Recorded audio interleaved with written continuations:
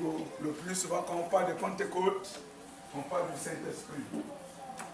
Mais ce matin, je ne parle pas du Saint-Esprit, mais il y aura le Saint-Esprit dans mon message. Amen. Alléluia. Amen. Je ne parle pas du Saint-Esprit, mais il y aura le Saint-Esprit dans mon message. Ce matin, j'aimerais parler de l'engagement. On ne peut pas parler de la Pentecôte sans parler de l'engagement.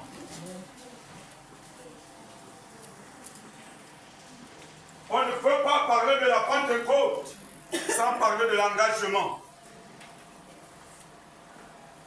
Celui qui vit la Pentecôte, c'est celui qui a pris un engagement avec Dieu. Tu ne peux pas vivre la Pentecôte sans un engagement au préalable. Alléluia. Amen.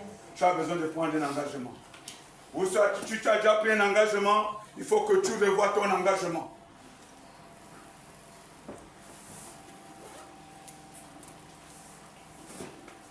Pour définition, je dis ici, l'engagement est une envie, une conviction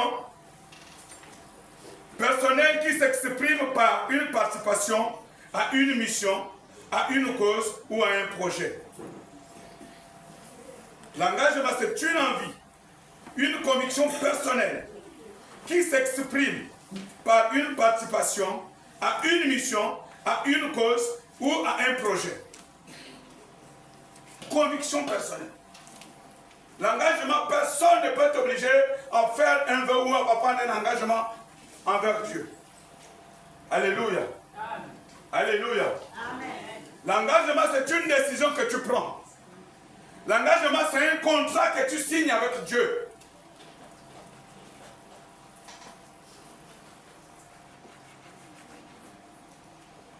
L'engagement.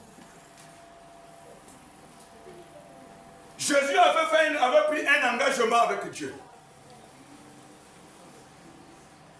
Jésus lui-même, avant de commencer son ministère, avant de travailler, il a fait un engagement. Alléluia. Alléluia. Personne ne peut servir Dieu sans un engagement. Personne. Personne, bien-aimé.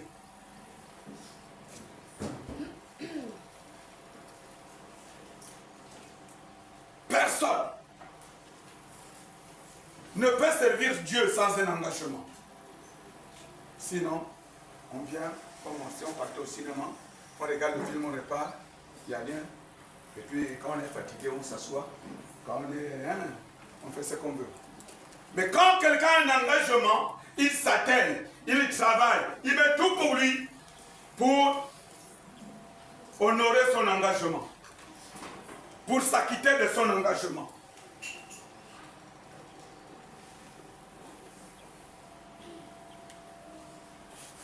L'engagement.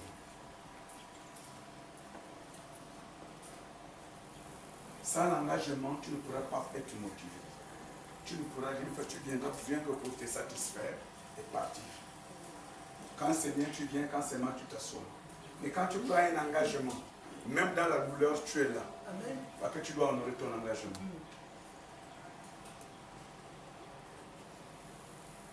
Même dans la douleur, tu dois être là. Dans les bons moments, tu dois être là pour accomplir ton engagement, pour honorer ton engagement. L'engagement. Jésus avait pris un engagement. La Bible déclare dans le livre de Matthieu 3, au verset 16. On va lire la parole de Dieu. Quelqu'un peut nous faire la lecture? Matthieu 3, verset 16. Dis la parole de Dieu dans le livre de Matthieu 3. Attends, maman, s'il te plaît, que tout le monde se lève, on va honorer Dieu. On va honorer sa parole, que toute l'église se lève. Oui. Matthieu 3, verset 16. Dès que Jésus eut été baptisé, il sortit de l'eau. Et voici, les cieux s'ouvrirent, et il vit l'Esprit de Dieu descendre comme une colombe et venir sur lui. Alléluia. Acclame la parole.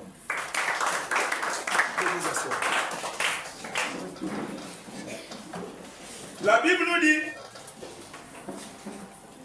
dès que Jésus eut été baptisé, il sortit de l'eau, et voici les cieux s'ouvrirent, et il vit l'Esprit de Dieu descendre sur lui comme une colombe venir sur lui. Alléluia. La Bible nous dit que le baptême est un engagement d'une bonne conscience. Le fait que Jésus est parti se faire baptiser, c'est là où il a pris son engagement. Là où il a décidé de souffrir, de tout mettre en œuvre, quel que soit ce que Jésus a subi, c'est là où son ministère commence, c'est là où tout commence pour Jésus. Alléluia. Il a pris devant les hommes, devant Dieu, devant la nature.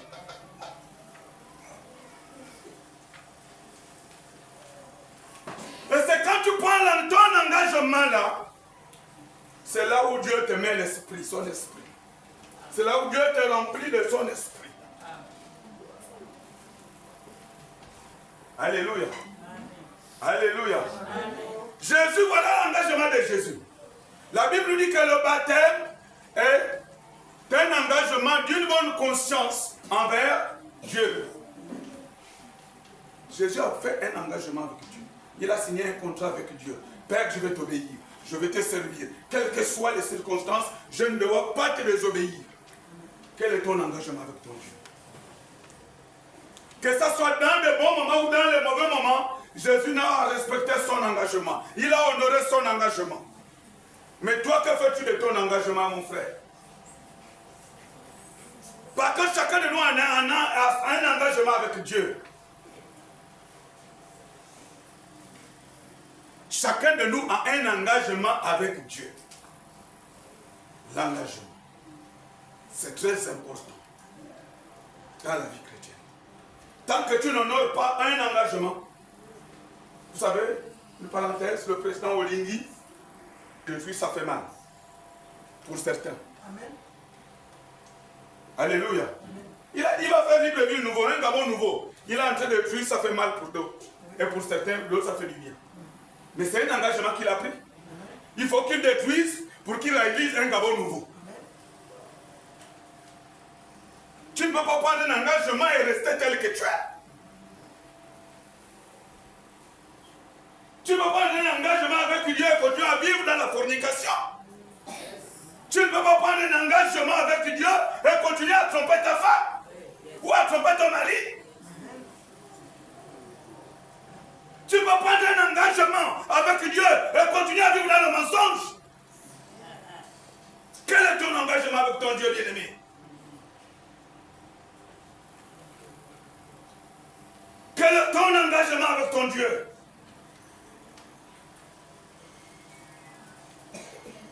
Bien-aimé, je ne sais pas vous si vous voyez ce que je ressens. Amen. Quel est ton engagement avec ton Dieu? On ne peut pas parler de la Pentecôte. On ne peut pas parler de la puissance de Saint-Pierre là. Mais il ne peut pas se manifester parce que tu n'as pas pris un engagement. Amen. Amen. Amen. Les apôtres avaient pris un engagement dans l'acte 2. Quand ils sont montés dans la chambre haute, ils se sont séparés du monde, de la famille, de tout ce qu'ils sont. C'est un engagement qu'ils ont pris pour servir Dieu. Sans un engagement, tu ne serviras jamais Dieu. Amen. Tu viendras chômer les bancs de l'église. Bien aimé, j'aimerais que tu serves Dieu. Tu as un engagement aujourd'hui. Et l'engagement, ce n'est pas pour les enfants. Dieu veut les enfants, Dieu bénit les enfants. Mais tu es responsable. Dis que je suis responsable. Je suis un chef de famille. Je suis un chef de famille. Parce que c'est un chef, un homme, une femme qui prend un engagement. Ce n'est pas un enfant, il ne doit pas l'honorer. C'est pourquoi vous voyez dans nos églises dites réveillées, on ne baptise pas les enfants. Mais on les consacre. Amen. L'engagement. L'engagement. J'ai décidé de suivre Jésus. J'ai décidé de suivre Jésus. Moi je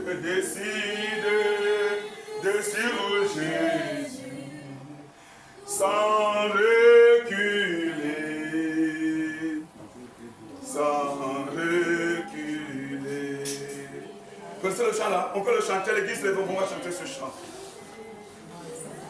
Chante, nous dans ce chant. Je suis décidé de suivre Jésus. C'est un engagement.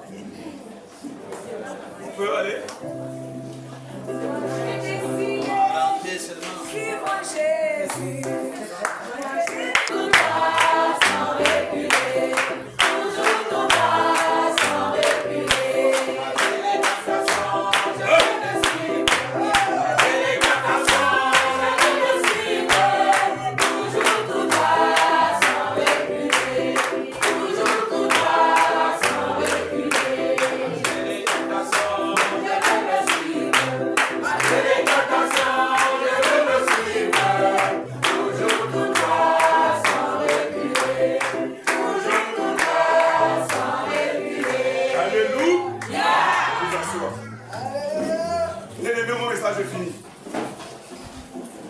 Je peux continuer. Mon message est fini, vous n'avez pas compris.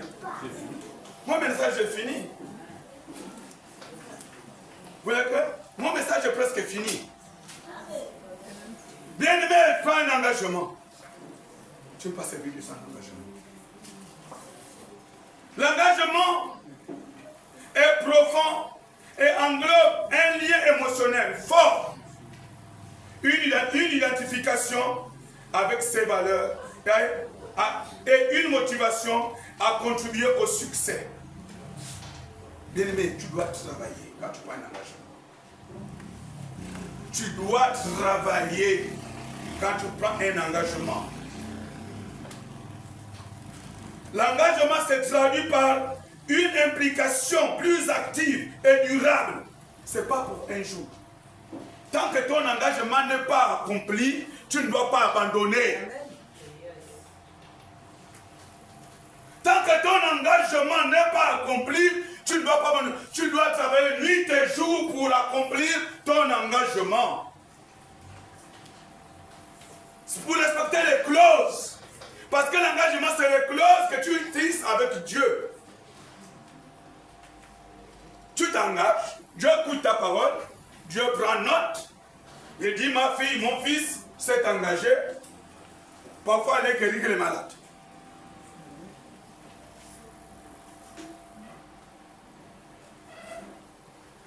Mon fils, mon frère, Dieu dit, mon fils a pris un engagement pour aider les hommes de Dieu, soutenir les hommes de Dieu. Tu as ce don. Il y a quelqu'un qui a ce don dans cette église. Dieu te dit, va donner quelque chose au milieu du frère. Et tu n'honores pas ton engagement. C'est une parole peut-être de connaissance. Il y a quelqu'un dans cette salle. Dieu te met devant un cœur, va donner à un homme de Dieu ou va donner à un frère, à une soeur, quelque chose. Mais à un moment, tu hésites. Tu as ça, mais tu hésites, tu fais les calculs. Arrête, abandonne, change. Il y a quelqu'un dans cette salle qui a ce don.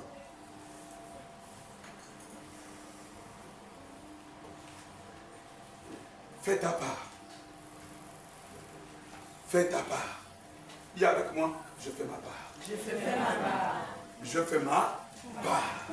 Alléluia. Je fais ma part. Je fais ma part du contrat que j'ai signé avec Dieu. De l'engagement que je fais avec Dieu. Bien-aimé, l'Église ne peut pas avancer si nous-mêmes nous ne respectons pas nos engagements que nous avons pris avec Dieu. On va accuser l'autre. Le pasteur n'est pas bon. Les chants ne sont pas bons. Les membres de la secte ne sont pas bons. Et les anciens ne sont pas bons. L'église n'est pas bonne. Le comité des jeunes là, c'est pas bien. Mais toi-même, tu fais quoi pour que ça soit bien? Toi-même, tu fais quoi pour que ça soit bon? Alléluia. Amen. Alléluia. Amen. Voilà un homme qui avait compris, l'apôtre Paul. Paul va dire, on va lire comme ça au passage. Merci. 1 Corinthiens 9, 16. 1 Corinthiens 9, 16. Quelqu'un peut nous faire lecture? Il avait compris. Jusqu'à ce qui ont fait que malheur à moi. Je n'annonce pas l'évangile. Ça dit malheur à moi. Il s'est maudit lui-même. Si je n'honore pas mon engagement, malheur à moi, je ne paye pas mon contrat. Écoutez-le, c'est ce que Paul dit. 1 Corinthiens 9, 16. Si j'annonce l'évangile, si j'annonce l'évangile, ce n'est pas pour moi un sujet de gloire. Ce n'est pas pour... Écoute, arrête-toi d'abord. Il dit, si j'annonce l'évangile, ce n'est pas pour moi un sujet de gloire. Vous savez pourquoi il le dit? Parce que c'est un engagement qu'il a pris avec Dieu pour annoncer l'évangile. C'est pourquoi il lui-même il le dit. Et il se rappelle de ça. C'est pas pour moi un sujet de gloire parce que j'annonce l'évangile. Mais j'annonce l'évangile. En quelque sorte, il dit, si j'annonce l'évangile, c'est parce que je me suis engagé avec Dieu et je dois respecter mon contrat. Alléluia. Est-ce que ça va? On continue, maman. Ce n'est pas pour moi un sujet de gloire. C'est pas pour moi un sujet de gloire. Car la nécessité m'en est imposée. Car la nécessité, l'engagement est une nécessité pour toi. Tu dois honorer ta part du contrat. C'est une nécessité. Tu dois honorer ta part. Je m'engage avec papa Jean-Louis. Je fais prendre un engagement, un contrat. Bon, papa Jean-Louis, il veut construire sa maison. Je suis le maçon. Bon, papa Jean-Louis, tu me donnes 100 millions, je te fais ta maison. Fini. Papa Jean-Louis prend 100 millions, il me donne. Il attend que je livre sa maison au délai. Si je l'ai promis pour 2 semaines, papa Jean-Louis attend les 2 semaines, je livre sa maison. Si les 2 semaines arrivent que je n'ai pas livré sa maison, papa Jean-Louis est libre de me poursuivre en justice. Est-ce que vous comprenez ça? C'est pourquoi c'est devenu pour lui une nécessité. C'est-à-dire qu'il faut qu'il accomplisse son engagement. Continue, maman. Et malheur à moi si je n'annonce pas l'évangile. Il s'est dit, voilà le danger qui est devant moi. Si je n'annonce pas, il y a un danger qui court. Ma vie en danger. Bien aimé, si on t'a dit que si tu n'as pas ton engagement, ta vie en danger. Que tu me dises amen ou pas, je te le dis, ta vie en danger. Honore, respecte ton engagement. Tu as pris un engagement avec Dieu, honore. Alléluia. Amen. L'apôtre Paul lui dit, vraiment, si voilà le danger que je cours. Si je n'annonce pas l'évangile, j'ai un danger, une malédiction de Dieu. Si Dieu te maudit, hein, je ne sais pas qui peut te délivrer de la malédiction de Dieu. C'est la mort. Alléluia. C'est pourquoi Dieu n'aime pas maudire.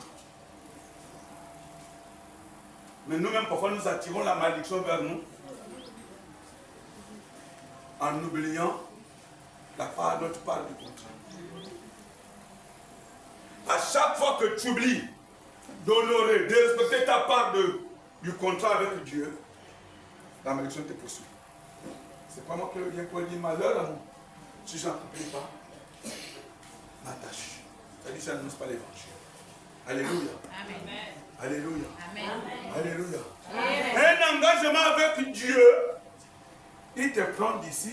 Et quand tu as un engagement avec Dieu, c'est comme ça que ça se passe. Dieu, tu es, je suis là, Dieu te met là. Alléluia. Amen. Alléluia. Pour que tu honores. Si toi tu veux revenir là, c'est toi.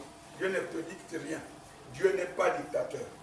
Mais quand tu fais un engagement de Dieu, il y a un changement de dimension, de niveau, d'étape. Alléluia. Il y a une transformation qui se passe à toi. Parce qu'à chaque fois que tu t'engages avec Dieu, Dieu te met le Saint-Esprit en toi. Et quand le Dieu te met le Saint-Esprit en toi, tu as une autre dimension. Alléluia. Amen. Alléluia. Amen. Regardez les apôtres. Ils étaient 12. Avec les Bamari, tout ce monde-là. Quand ils sont partis à la chambre haute, ils ont entendu. Ils se sont séparés. Il n'y a pas d'engagement sans séparation de certaines choses. Pendant que j'ai pris un engagement avec papa, je vais lui faire sa maison. Si je prends le contrat de 2 semaines, je prends 1 semaine pour aller m'amuser dans les bars. Le travail de papa Jean-Louis n'est pas fait. Vous pensez que le contrat sera respecté? Non. Donc si j'aime les bars, j'abandonne les bars pour respecter le contrat. Amen. Amen, amen. Amen. Alléluia. Amen. Si j'aime le mensonge avec Dieu, j'abandonne le mensonge pour respecter mon contrat avec Dieu.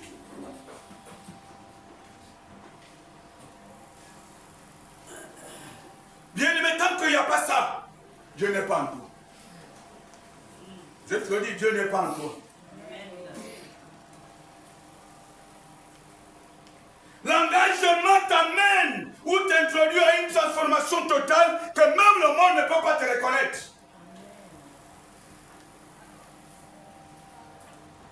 C'est là où Dieu dit parfois Dieu confond des choses folles aux sages. Oh, c'est papa Missé qui était là qui est devenu comme ça. Amen. Alléluia. Amen. Parce que Dieu t'a transformé. Parce que tu as pris Amen. Alléluia. Amen. Alléluia. Amen. L'engagement t'amène à des niveaux élevés. Ton engagement t'amène à des niveaux élevés. Ton engagement t'amène à voir Dieu face à face. Amen. Entendre Dieu audiblement. Ça ne dépend de ton engagement, pas de miracle. C'est ton engagement avec Dieu. C'est ton engagement avec Dieu. Ton engagement avec Dieu. Ton engagement avec Dieu. Ton engagement avec Dieu. Alléluia. Alléluia. Amen. Alléluia. Amen. Alléluia. Amen. Ton engagement n'est pas le même pour moi. Parce que beaucoup de gens disent, je veux être comme David. Tu veux être comme David. Tu connais l'engagement que Dieu a pris avec David, a pris avec Dieu. Hein? Tu connais l'engagement que David a fait avec Dieu. Tu ne connais pas. Tu ne connais pas l'engagement que David a fait avec Dieu. A tissé avec Dieu. Donc ne prie jamais que je vais être comme David. Ne dis jamais je vais être comme papa Alfred. Tu connais l'engagement que papa Alfred a avec Dieu. Je ne veux pas être, je veux être comme papa Kumba, oui. Prends les points forts, le bien de papa Kumba ou de papa Alfred, mais laisse le reste. Parce que les points forts doivent nous édifier. Alléluia. Amen. Mais si tu veux devenir comme papa Kumba, papa, tu peux échouer. David était un tueur. Vous savez ça? David a tué. Donc si tu veux être comme David, ça dit que tu vas tuer. Est-ce que ton engagement c'est pour tuer? Hein? Ton engagement c'est pour tuer, non. David a tué Uri. Il l'a placé au fond de la guerre pour prendre sa femme. Mais pourtant David c'est l'homme selon le cœur de Dieu. Hein? Est-ce que vous savez ça? Donc tu ne peux pas être comme David. Tu ne seras pas comme David parce que David a son engagement. Et c'est l'engagement qu'il prend, qu'il a pris, regarde Dieu et lui. Ton engagement regarde toi et Dieu. Mon engagement me regarde moi et Dieu. Alléluia. Amen. Alléluia. Beaucoup de chrétiens se perdent à cause de ça. Parce qu'il aime le suivisme. Il aime le suivisme. Il aime le suivisme. Il aime le suivisme. Papa nous a pris un exemple. Ici, un témoignage. Il y avait un homme, je crois, port gentil, si je ne me trompe pas, qui partait au port avec les brochures. Il partait distribuer, évangéliser. Mais un jour, il a suivi le suivisme. Il veut devenir chanteur. Et sa vie était calme. Vous connaissez? Papa nous a fait le témoignage d'Haïti. Et ce que évangélisation, c'est de Dieu, non? Être chante, c'est de Dieu, non? Mais est-ce qu'il était appelé à être chante? Posez-moi la question. L'évangélisation, c'est de Dieu, oui ou non? Répondez-moi. Quand il partait évangéliser, c'est de Dieu, non? C'est une bonne chose, non? Venir louer pour Dieu, c'est une bonne chose, non? Mais pourquoi quand il quitte l'évangélisation, il vient ici, ça dit qu'il a changé d'engagement de contrat. Il n'a plus respecté le premier contrat qu'il a signé avec Dieu, aller évangéliser. Alléluia. Alléluia. Alléluia. Amen. Maman, respecte ton engagement avec Dieu. Papa, respecte ton engagement avec ton Dieu.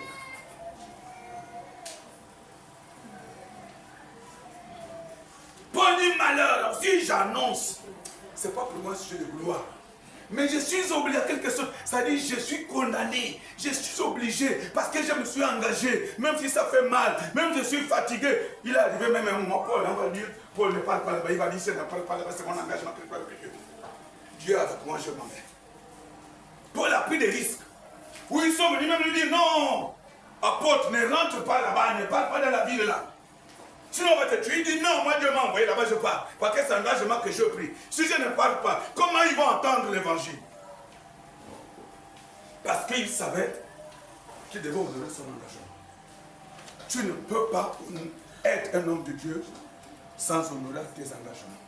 sans affronter les difficultés, sans affronter les épreuves.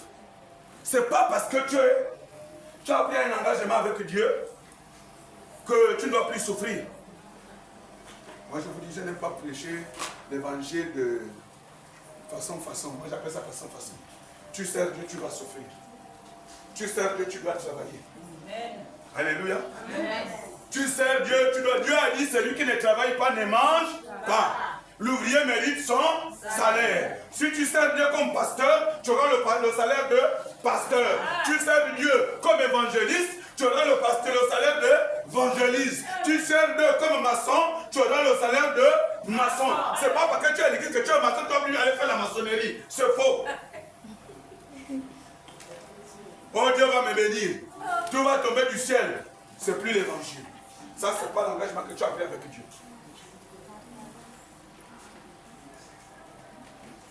Alléluia. Amen. Alléluia. Amen. Sers Dieu avec l'engagement que tu as pris. Amen, amen. Amen. Alléluia. Amen. Il y a un autre homme de Dieu que j'aime bien. Un jour, il va arriver comme là où nous sommes là. Il va réunir les anciens d'Israël. Il va réunir le peuple. Il va commencer à leur dire ainsi par l'Éternel. Dans le livre de Josué. Josué 24, si je ne me trompe pas. Attendez que je me retrouve pour confirmation. Ça c'est Josué 24. Attendez que je me retrouve. Josué 24, si je ne me trompe pas.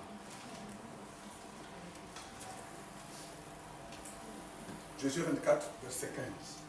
Mais vous pouvez lire à partir du verset 1 pour bien comprendre l'histoire.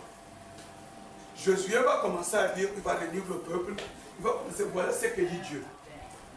Nos pères ont fait ceci, cela. J'ai sorti le peuple, je vous ai sorti de l'Égypte. Je vous ai envoyé Moïse. J'ai pris Abraham, je l'ai pris ici, je l'ai mis de l'autre côté de la rivière. Je fais si c'est Josué 24, à part verset 15, sinon verset 15. Vous pouvez lire à partir du verset 1. Il faut bien comprendre l'histoire. Josué va commencer à rappeler au peuple d'Israël. Pourquoi? Parce que le peuple d'Israël n'honorait plus à son engagement. Alléluia. Alléluia.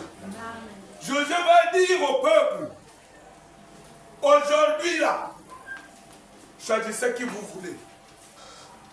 Si vous voulez servir d'autres dieux qu'ont servi vos pères, allez-y.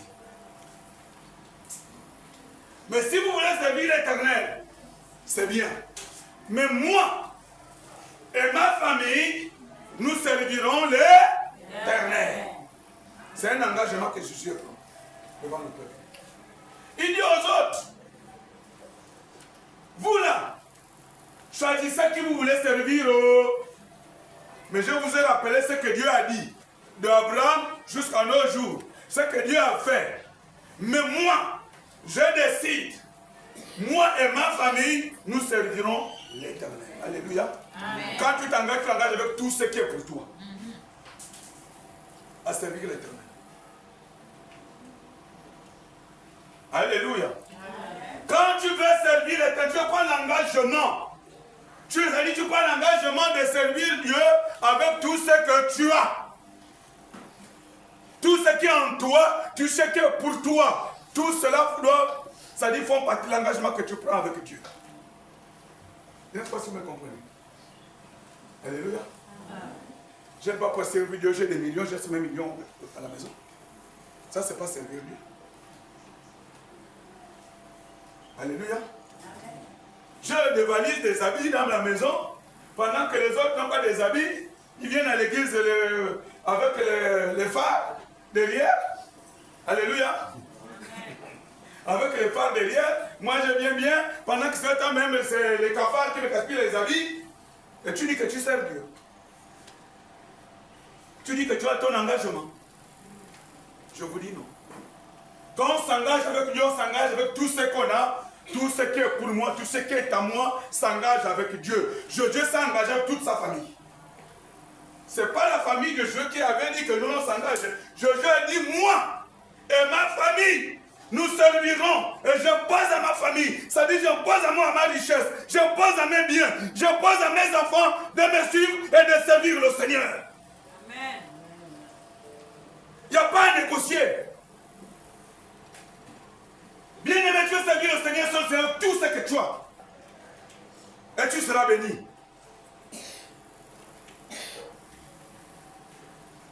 Tu sers le Seigneur avec tout ce que tu peux prendre un engagement et laisser jouer le bic, là, j'ai ce bic à la maison. Dieu ne te regarde pas.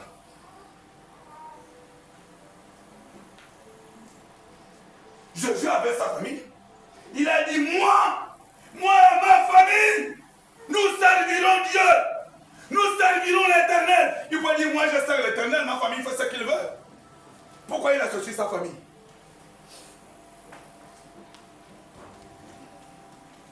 Sa famille, c'est son bonheur. Sa famille, c'est tout ce qu'il avait. C'est tout ce qu'il avait. Rappelez cette histoire. Quand Jésus va être un jour, je crois, dans un temple où il y aura des aumônes, c'est-à-dire des offrandes, une vieille femme qui avait que 5 francs va venir donner la pièce qu'elle avait.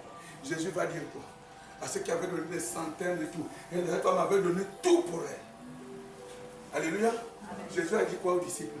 Cette femme a donné plus que tous ceux qui étaient là. Amen. Elle avait un peu. Mais elle pouvait dire, ah, moi-même je suis diminué. Je fais comment? J'ai que 100 francs. Je vais manger quoi à la maison? Ou mon enfant va aller comment à l'école? Il apprend à Boucavel. Les 100 francs là, c'est pour payer le taxi. Il apprend à l'excellence. À Val-Marie. C'est de changer que 100 francs. Non, je garde ça dans ma poche. Et elle ne serait pas bénie. Jésus ne l'aurait pas béni. Jésus n'aurait pas béni. Alléluia. Bien-aimé, l'évangile c'est dur. Mais c'est ça l'évangile. Tant que tu sers avec Dieu, avec des réserves, Dieu ne te regarde pas. Et tu n'es pas béni. À un moment tu prospères, un moment tu tombes. Là tu es comme le monde. La Bible déclare que Dieu fait pleuvoir sur les bons et sur les mauvais. Comme le soleil touche les bons et les mauvais. Ça dit que tu n'es pas béni à 100%. Je te le dis. C'est l'évangile, c'est pas moi, c'est l'évangile. Tu te demandes là que je suis béni, c'est Dieu, ce n'est pas Dieu. Tant qu'il y a Dieu dans ta vie, Dieu n'est pas là. Dieu n'aime pas les dénis.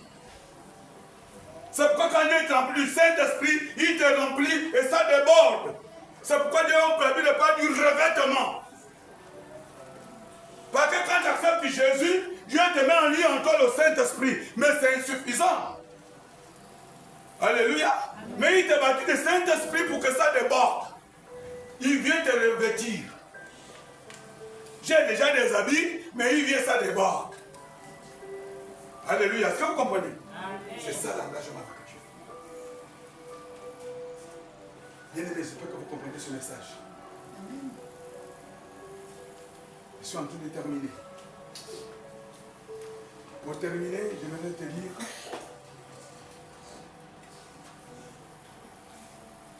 l'engagement doit être pris au sérieux. Alléluia. Ton engagement doit être pris au sérieux. Car Dieu prend soin et prend en compte nos paroles. Parce que quand tu fais un engagement, c'est des paroles que tu prononces avec Dieu. Dieu note et les garde fidèles. Alléluia. Dieu garde et les garde. Et il prend ça au sérieux. Et il prend ça, il est important de réfléchir avant de faire un vœu à l'Éternel.